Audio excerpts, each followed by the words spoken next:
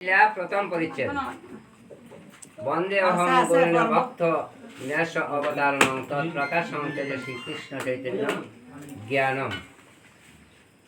আমি দীক্ষাগুরু শিক্ষাগুরুগণকে বন্দনা করি।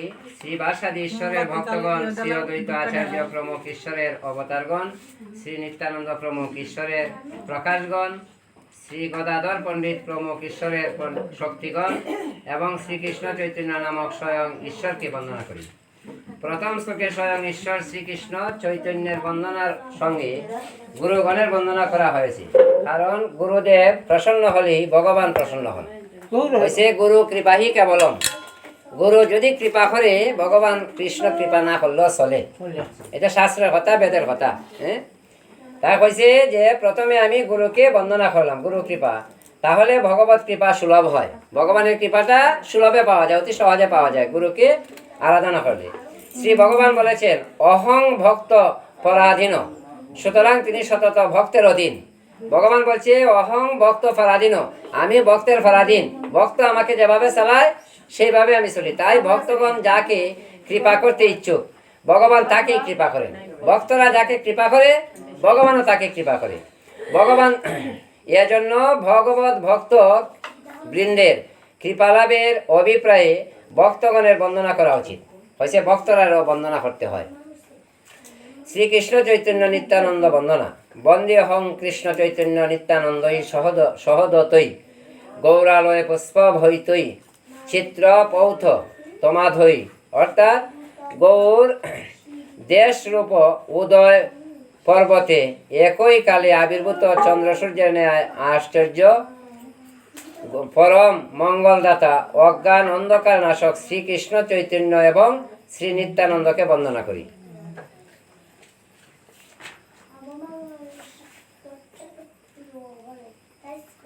শ্রী উপনিষদ যাকে অদ্বৈত ব্রহ্ম বলেন, তিনি এর শ্রীকৃষ্ণ চৈতন্যের অঙ্গজ্যোতি। যোগশাস্ত্রে যোগীগণ এই পুরুষকে অন্তর্যামী আত্মা পরমাত্মা বলেন, তিনি এরই অংশস্বরূপ। বাঞ্ছা কল্পতরু সাধনস্থলে যে সাধারণত তিন প্রকার জ্ঞান, যোগ, ভক্তি। জ্ঞান মার্গে সাধকেরা নির্বিশেষ ব্রহ্মকে পরতত্ত্ব বা শ্রেষ্ঠত্ব বলেন, আর যোগ মার্গের সাধকেরা পরমাত্মার ধ্যান করেন আর পরমাত্মাকেই পরম তত্ত্ব বলেন।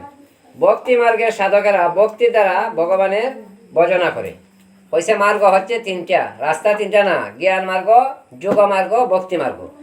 ভগবান শ্রীকৃষ্ণ বলছে যে তুমি আমাকে ভক্তি মার্গে অতি সহজে লাভ করতে পারবে, জ্ঞান মার্গে খুব কঠিন। জ্ঞানী ভক্ত যারা হয় তারা খুব কঠিন ভক্ত। যেমন হয় না যে সাধু সাবধান, যারা সাধু হয় তাদেরকে সাবধানের কথা বলা হয়েছে, ঠিক না? যারা সুর হইতো না, সুর সাবধান। কারণ সুর যারা অসৎ, যারা অসৎ পথে যারা চলে, এরা কখনো কে বলছে না, কেউ বাধা দিবে না, নিষেধ করবে না, বুঝাইবে না। আর যারা জ্ঞানী হয়, সাধু হয়, তাদেরকে সাবধান করে দেওয়া হয়েছে। সাধুর পা যদি, একজন মানুষ যদি সাধু হয়ে যায় আর সাধুর পা যদি মানব জীবনে একবার পিছলে যায় বা ভেঙে যায়, সেটা আর মানব জীবনে ভালো হবে না। মরার আগ পর্যন্ত সে আর ভালো হতে পারবে না। কেন? যে খাজলের দাগ মিটানো যায়, কলঙ্কের দাগ আর মিটানো যায় না। খাজল যদি একটু বসা দিলে পরিষ্কার হয়ে যাবো। ঠিক কলঙ্কের দাগ মানব জীবনে আর মিটে না।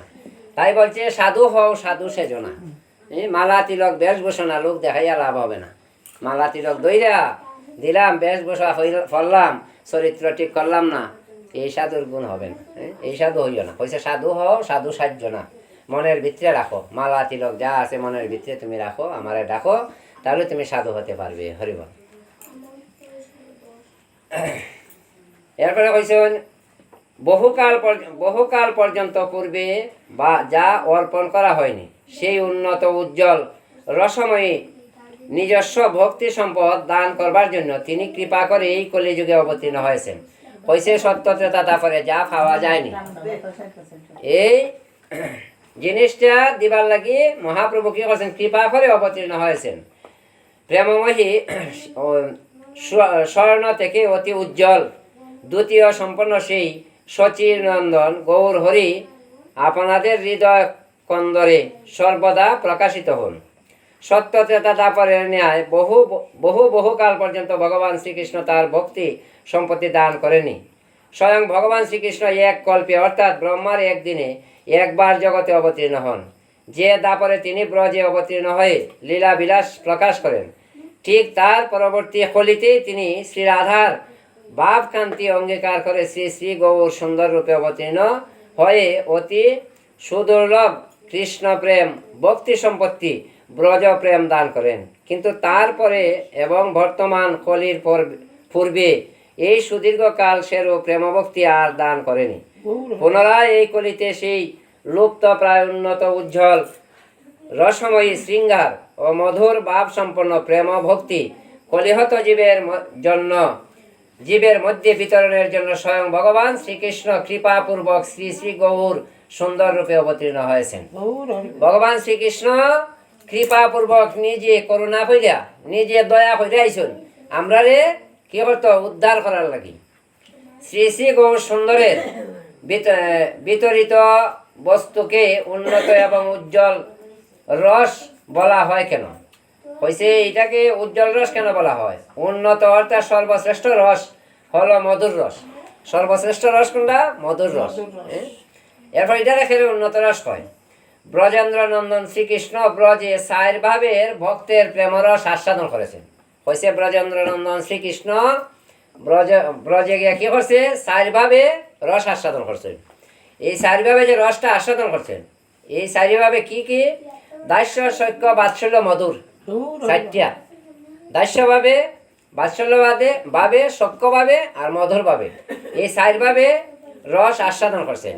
বাৎসল্যভাবে কে রস আস্বাদন করছেন? মা যশোদা বাৎসল্যভাবে। এই যে হয়েছে যে দাস্য সৈক্য বাৎসল্য মধুর। কিন্তু ব্রজবাসীগণের শ্রীকৃষ্ণের মমতা বুদ্ধির গাঢ়তা অনুযায়ী শ্রীমতী প্রীতিবিধানের উৎকণ্ঠার তীব্রতর হয়ে থাকে। শ্রীকৃষ্ণ তাদের একান্ত আপন জন, কিন্তু তাদের মমতা বুদ্ধির তারতম্য আছে।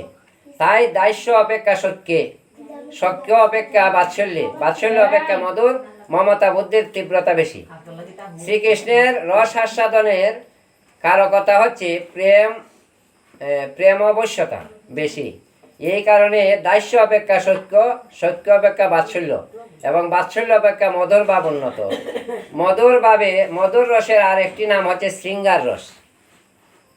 মধুর রসের আরেকটা নাম হচ্ছে শৃঙ্গার রস। সেটা হচ্ছে কি? এই জগতে এই কারণে দাস্য অপেক্ষা সখ্য অপেক্ষা বাৎসল্য, এতে হচ্ছে মধুর। তাহলে শৃঙ্গার রস হচ্ছে, শ্রীকৃষ্ণ নিজেই বলছেন সব রস হইতে শৃঙ্গারে অধিক মাধুরী। শৃঙ্গার রসের মধ্যে অতি সহজে মাধুরী লাভ করা যায়। মাধুরী অর্থাৎ পরিপূর্ণ কৃষ্ণ প্রাপ্তি। এই প্রেমা হইতে প্রেমাঙ্গন অর্থাৎ শ্রীকৃষ্ণ মাধুর্য আস্বাদন করতে পারেন। সুতরাং দাস্য সখ্য বাৎসল্য অপেক্ষা মধুরভাবে শ্রী কৃষ্ণ মাধুর্য আস্বাদনের শ্রেষ্ঠ উৎকর্ষা। এই উন্নত উজ্জ্বল রস শ্রেষ্ঠ বস্তু সকলকে দান করবার জন্য ভগবান শ্রীকৃষ্ণ চৈতন্য এই কলিযুগে অবতীর্ণ হয়েছেন। শ্রীকৃষ্ণ প্রেমময় স্বরূপা শ্রী রাধিকা হলেন শ্রীকৃষ্ণের অহল্লাদিনী বা আনন্দদায়িনী শক্তি। স্বরূপত উভয়ের এক আত্মা, অভিন্ন হয়ে অনাদিকাল থেকে গোলকে ভিন্ন দেহ ধারণ করে রয়েছেন। ভগবান শ্রীকৃষ্ণ রাধারানী একটা দেহ। এরা এই বৃন্দাবনের মধ্যে লীলা করার লাগি এরা দুইজনে দুইটা দেহ ধারণ করছেন, কিন্তু আলাদা এরা নয়। এরা কিন্তু এক আত্মা এক দেহ। হয়েছে যে অহল্লাদিনী শক্তি বা আনন্দময়ী শক্তি। স্বরূপত উভয়ে এক আত্মা বা অভিন্ন, অর্থাৎ এরা এক আত্মা এবং অভিন্ন মানে এরা এক, এরা আলাদা নয়। অভিন্ন হয়েও অনাদিকাল থেকে গুলোকে ভিন্ন দেহ ধারণ করে রয়েছেন। তাদের একক রূপে শ্রী রাধার ভাব এবং অঙ্গ কান্তিতে সুশোভিত হয়ে প্রকাশিত শ্রী চৈতন্য নামক শ্রীকৃষ্ণ স্বরূপকে আমি প্রণাম করি। অর্থাৎ শ্রী রাধারানী এবং শ্রীকৃষ্ণ একত্রে যুগল মূর্তি, যুগলকে আমি প্রণাম করি। স্বয়ং ভগবান শ্রীকৃষ্ণের আনন্দদায়িনী শক্তির নাম অহল্লাদিনী শক্তি। অর্থাৎ অহল্লাদিনী শক্তির গণীভূত বিলাসী প্রেম, আর প্রেমের গণীভূত তমরূপ হল মহাভাব। প্রেমের সার মহাভাব স্বরূপিণী শ্রী রাধিকা শ্রীকৃষ্ণের অহল্লাদিনী শক্তি। শ্রীমতী রাধিকা মহাভাব স্বরূপিণী বলে তাকে কৃষ্ণ প্রণয় বিকৃতি বলা হয়েছে। আবার রাধা পূর্ণ শক্তি, কৃষ্ণ পূর্ণ শক্তিমান। রাধা হচ্ছে পূর্ণ শক্তি আর কৃষ্ণ হচ্ছে পূর্ণ শক্তিমান। শক্তি ও শক্তিমানের অভেদ বশত শ্রী রাধা ও কৃষ্ণকে কোনো ভেদ নেই, তারাই এক আত্মা, কিন্তু লীলা রস আস্বাদনের জন্য তারা পৃথক দেহ ধারণ করে শ্রীকৃষ্ণের নিত্য লীলার ধাম শ্রীগুলোকে অনাদিকাল অবস্থান করছেন। এটা লীলা করার লাগে এরা আলাদা হয়েছে, এরা কিন্তু মূলত এক অনাদিকাল থেকে অবস্থান করে। এখন এই কলিযুগে সেই দুই দেহই এক আত্মা এক দেহে অবস্থান করে, শ্রীকৃষ্ণ চৈতন্য রূপে বিরাজিত। শ্রীকৃষ্ণ চৈতন্য, এই যে রাধারানী আর কৃষ্ণ, শ্রীকৃষ্ণ চৈতন্য মহাপ্রভু এক। এই যে মহাপ্রভু যখন সন্ন্যাস ধর্ম গ্রহণ করেছেন তখন নাম হয়েছে তার শ্রীকৃষ্ণ চৈতন্য। তাই হয়েছে যে শ্রীমতী রাধারানী কলিযুগে এক দেহে অবস্থান করে শ্রীকৃষ্ণ চৈতন্য রূপে, রাধারানী আর কৃষ্ণ বিরাজিত। তাই শ্রী রাধার ভাব ও কান্তি অঙ্গীকার করে অন্ত কৃষ্ণ বহির্গৌর, অর্থাৎ অন্তরে কৃষ্ণ বাহিরে গৌর হয়ে এই কলিযুগে শ্রীকৃষ্ণ চৈতন্য রূপে শ্রীকৃষ্ণই নবদ্বীপে আবির্ভূত হয়েছেন। স্বয়ং কৃষ্ণ তারপরে যিনি কলিতেও তিনি আবির্ভূত হয়েছেন। জয় রাধে। এটা হলো প্রথম পরিচ্ছেদ, খালি শুরু, বন্দনা।